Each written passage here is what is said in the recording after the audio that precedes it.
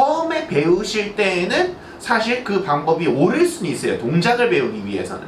근데 동작을 배울 때에만 사용되는 레시피로 쓰이시면 좋은데, 사실 커피를 잘 모르시는 카페나 대부분의 바리스타들이 처음에 이 레시피로만 에스프레소를 뽑아야 되는 줄 압니다.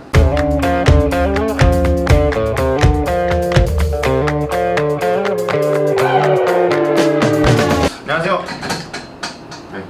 칠판이 엉덩이가 너무 큰가 보다. 블랙크라운 커피랩입니다. 네, 자, 일단 오늘 같은 경우는 이제 여러분들한테 그 에스프레소에 대한 것들을 이제 계속 설명 중이었잖아요. 에스프레소 정복기. 그런데 이제 오늘 이제 가장 핵심적인 이제 좀 이론들이 나올 건데, 어쩔 수 없이 제가 이제 뭐 편집 기술이 그렇게 뛰어나진 않다 보니까 요거는 이제 결론적으로는 칠판이 들어가야 되겠다 해서 이제 칠판 수업을 좀 진행을 하게 되었고, 우리 앞에 계시는 우리 수빈 매니저님이 수강생 역할을 좀 해주시면 좋을 것 같습니다. 네. 말을 해주세요.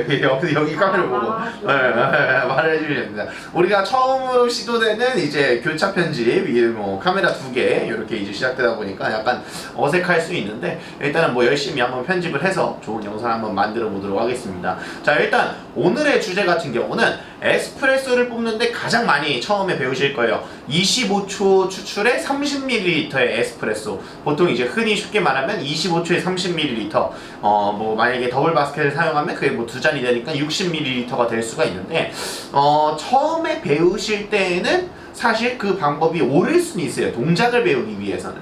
근데 동작을 배울 때에만 사용되는 레시피로 쓰이시면 좋은데, 사실 커피를 잘 모르시는 카페나 대부분의 바리스타들이 처음에 이 레시피로만 에스프레소를 뽑아야 되는 줄 압니다. 근데 그 에스프레소가 왜 틀렸는지 우리 첫날, 두 번째 날 이제 배웠었던 영상들을 보시면서 이 영상을 참조를 해주시면 좋을 것 같고, 그것이 왜 틀렸는지 과학적 증명을 좀 이제 해드리려고 합니다. 그렇게 해서 영상을 좀 찍게 되었고요. 자, 보시게 되면은 일단 가장 기본적으로 우리 커피에 대한 몇 가지 이론들을 좀 알고 가셔야 되는데, 일단 커피는 생두가 주어지게 되겠죠. 생두 때에는 일단 기본적으로 크기는 원두에 비해서 약 1.5에서 2배 정도 작다라고 보시면 되고, 보통 현미경 사진에서 봤었을 때 이렇게 섬유질 구조인 셀룰로스 뭐 조직 뭐 이렇게 표현하기도 하는데, 섬유질 구조로 좀 되어 있다, 이렇게 이제 표현이 들어갈 수 있고요. 근데 이 상태에서는 우리가 알고 있었던 커피의 맛과 향이 없습니다. 그렇기 때문에 뭘 해야 되냐, 불을 이용해서 열 에너지를 주입하고 원두로 바꿔주셔야 된다라는 거.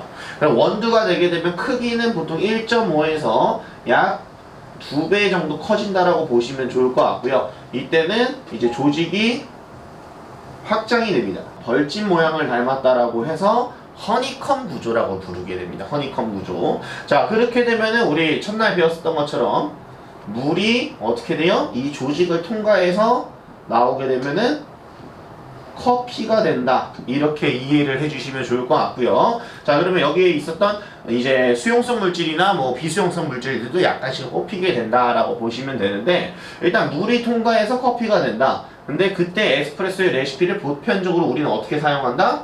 25초에 30ml의 에스프레소 레시피를 사용을 한다라는 거예요.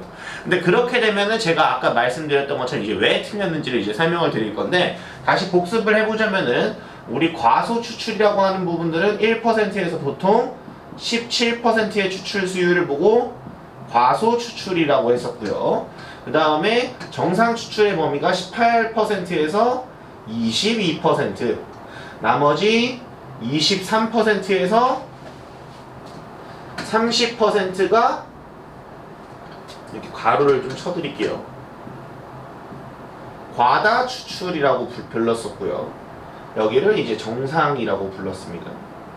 뭐 물론 요즘 그때 말씀드렸던 것처럼 과학기술이 발달되다 보니까 뭐 30% 이상의 추출 수율도 기록을 할 수는 있습니다. 자, 그러면은 이 정상 추출이라고 할 수 있는 일단 기준에 맞추기 위해서는 보통 25초 30ml가 어떠한 콩, 예를 들어서 뭐 어떤 생두가 있었고 로스팅을 했는데 25초에 30ml에 이 수치가 나올 수는 있어요. 근데 이제 항상 나오느냐? 그것은 아니라는 거죠. 그게 이제 좀 중요합니다. 자, 보편적으로 생각을 해보면은 우리 약배전된 커피, 뭐 라이트 로스팅 커피, 뭐 아그트론 한 75 커피 이렇게 이제 얘기를 해볼 수 있고, 그다음 반대로 강배전된 커피, 뭐 아그트론 뭐 45 이하 또는 뭐 다크 로스팅 뭐 이렇게 이해를 해주시면 좋을 것 같아요. 약배전은 말 그대로 불의 영향을 덜 받은 커피겠죠. 반대로 강배전은 불의 영향을 많이 받아요. 좋습니다. 많이 받은 커피예요. 그러면은 생두 때는 굉장히 딱딱한데 볶이면 볶일수록 조직은 어떻게 돼요? 강해져요, 약해져요? 약해져요. 좋습니다. 약해집니다. 약배전이라고 조직이 약한 게 아니고 불의 영향을 덜 받았으니까 더 강한 거죠. 네. 자, 그러면은 이 허니컴 구조를 크게 그려볼게요. 모식도로 이해되기 쉽게 좀 그려보면은, 자, 약배전된 커피는 조직이 더 딱딱하니까 세포벽이 더 두껍고 조직의 크기는 작을 것이다. 이렇게 이해를 해주시면 좋을 것 같고요. 그다음 반대로 강배전된 커피는 같은 생두 대비 조직은 더 많이 열릴 것이고 조직의 세포벽은 얇아진다. 이렇게 이해를 해주시면 좋습니다. 자, 그렇게 하면 우리 약배전과 강배전 일단 둘 다 몇 퍼센트를 뽑았어야 돼요? 18%에서 22%의 추출 수율을 기록을 하기로 했죠. 물론 예외 사항도 있다라고 했어요. 근데 일단은 요 기준 속에서 먼저 에스프레소를 컨트롤할 수 있는 능력들이 일단 필요하시기 때문에 요걸 먼저 일단 설명을 드릴 거고요. 그럼 이 기준에 맞춰서 추출을 하는데, 예를 들어서 약배전 쪽의 커피에서는 물의 통과가 어때야 돼요? 천천히 들어갈 수밖에 없죠. 왜? 조직이 딱딱하니까. 천천히 들어가서 천천히 성분을 뽑고 천천히 나와줘야만 이 추출 수율을 기록할 수가 있는 거예요. 반대로 강배전된 커피는 어떻게 했어요? 빨라야 돼요. 그렇죠. 약배전에 비해서 추출되는 커피 속도가 빨리 들어가서 빨리 성분을 뽑고 나와야지만 요 추출 수율을 기록할 수가 있다. 왜? 조직이 더 얇고 물의 침투가 훨씬 더 원활하기 때문에, 그리고 조직이 많이 열려있기 때문에. 자, 그렇게 되면은 에스프레소 레시피를 볼게요. 약배전된 커피를 예를 들어서 이 정상 추출 수율을 기록하는데, 이때 40초에 60ml의 에스프레소의 추출 레시피가 걸렸다라고 기준을 잡아볼게요. 반대로 강배전된 커피는 예를 들어서 17초에 20ml만 뽑아도 정상 추출이 됐었다라고 볼게요.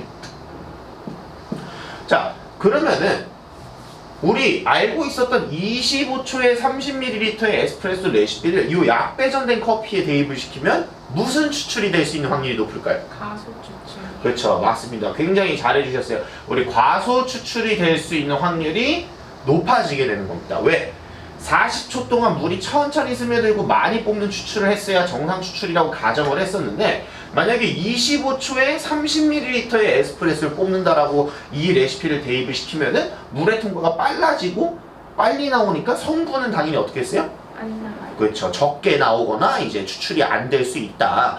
그렇기 때문에 일단 기본적으로 요 에스프레소의 레시피가 이제 틀림을 좀 확인을 해볼 수가 있는 거고요. 그러면은 또 돌아가 볼게요. 약배전된 커피였는데 생두가 케냐였대요. 고산지대 커피고 토양에 인 성분들도 많아서 인산함유량도 높고 또 유기산함유량이 전반적으로 높은 생두죠. 그러면 케냐 커피는 신맛이 강한 커피일까요? 쓴맛이 강한 커피일까요? 신맛이. 좋습니다. 생두가 신맛이 강하대요. 약배전된 커피는 어때요? 맛이? 그때 지난 시간에 설명을 해줬었던 것 같은데. 신맛. 그렇죠. 맞습니다. 신맛과 쓴맛 상대적으로 다 존재는 하지만 보편적으로는 또 신맛이 강해요. 자, 그러면은 우리 생두 때도 신맛이 강한데 로스팅을 하는데 또 신맛을 강하게 해줬어요. 근데 추출됐는데 과소 추출, 보통 지배적인 맛이 어떤 게 따라왔었죠? 신맛이. 신맛이 따라왔습니다. 자, 생두부터 로스팅, 추출까지 신맛을 극대화시키는 커피를 만들었어요. 사실 이 커피를, 이 에스프레소를 물에다 넣으면 이제 어떻게 돼요? 쉬어요.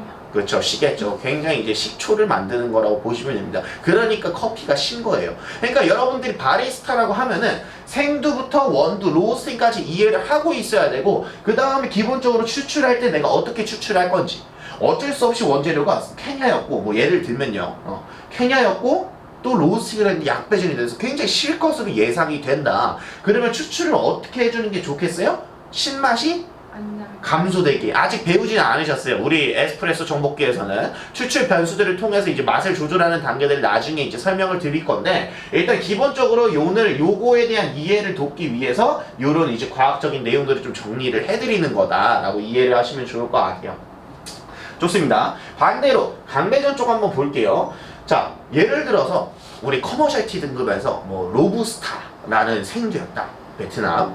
근데 로부스타 생두는 어땠어요? 일단 기본적으로 토양에서 막 그냥 건조를 시키고 하다 보니까 신맛과 쓴맛의 비중 중에서는 무슨 쪽의 플레이버가 높아요? 쓴맛이. 그렇죠. 그렇게 해서 쓴맛이 지배적으로 올라오던 커피였다. 근데 로스팅 강하게 볶으면 볶을수록 카라멜화가 더 진행되고 무슨 맛이 강해져요? 쓴맛이. 쓴맛이 또 강해지고요. 마지막으로 25초에 30ml의 추출을 여기 17초 20ml의 정상이 됐었던 이 원두에 대입을 시키면 어떤 추출이 되겠어요? 가다 추출. 그렇죠. 과다 추출이 될 수 있게 됩니다. 과다 추출. 그러면서 왜 그러냐면 다시 설명드릴게요. 17초에 20ml인데 더 많이 뽑고 더 긴 시간의 물의 접촉 시간을 가졌었던 이 25초에 30ml 추출은 이쪽에서는 과다 추출의 뉘앙스가 나올 확률이 높아지는 거예요. 그러면서 커피 추출에서의 우리가 보여주는 맛은 또 쓴맛이 되는 거죠. 자, 그렇게 됐을 때 생두부터 원두 또 추출까지 쓴맛을 3번 보여줬어요. 그럼 이 에스프레소를 물에 넣으면 이제 어떻게 돼요? 써요. 그렇죠. 이제 정관장 만드시는 겁니다. 한마디로 커피를 만드는 게 아니고 이제 한약재 다리시는 거랑 거의 같다라고 보시면 돼요. 근데 이제 여러분들은 저도 그랬어요. 배우기 전에는 사실 이렇게 했을 거예요. 왜? 저도 맨 처음에 아르바이트 시절이 있었을 거 아니에요. 아르바이트 생 때 그냥 배우면은 그때 약 10년 전이겠죠. 25초 30ml 에스프레소를 뽑아라. 왜요? 그냥 그래 에스프레소다. 아, 그렇구나. 이탈리아 전통 방식이다. 그렇구나.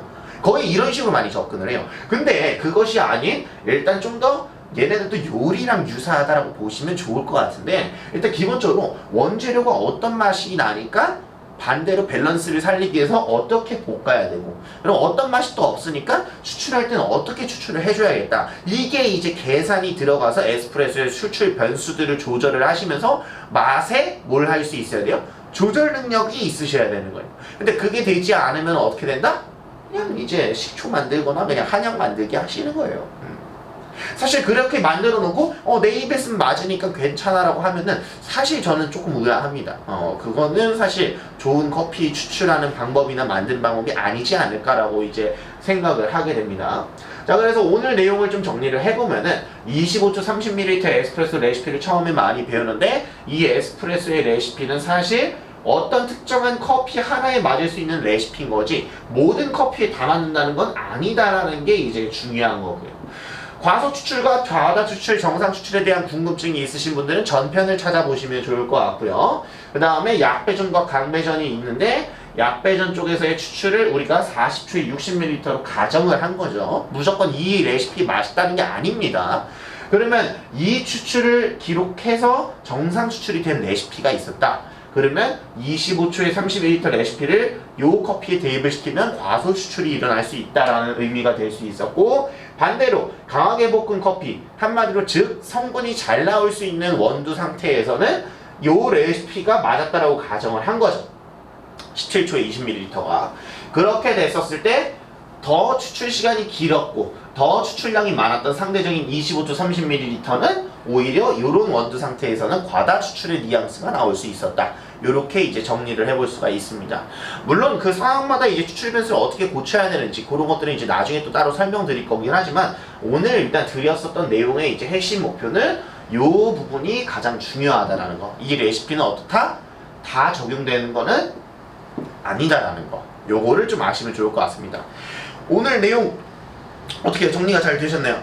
네, 아주 알찬 수업이었어요. 알찬 수업이었어요. 뭐 매니저님은 뭐 사실 뭐 다 알고 있었던 내용이긴 하지만, 일단은 수강생 입장에서 이렇게 말씀을 해주셔서 대답을 해주셔서 굉장히 감사하고, 오늘 영상을 여기서 마치도록 하고요. 일단 그 여러분들이 에스프레소에 대한 것들을 요렇게 큰 틀을 좀 잡고 가시면 좀 좋을 것 같아서 이 영상을 찍게 되었으니까 잘 보시면 좋을 것 같고, 만약에 칠판이 좀 잘 안 보일 수도 있을 것 같아요. 지금 영상을 찍는 중인데 제가 편집 편집하면서 보기는 봐야 되는데 그렇지 않을 때에는 한번 이제 어떻게 나오나 뭐 일단 여러분들한테 자막 처리로 최대한 좀 도움을 드리도록 하겠습니다. 네. 이상 블랙그라운드 커피 레뷰였습니다. 감사합니다.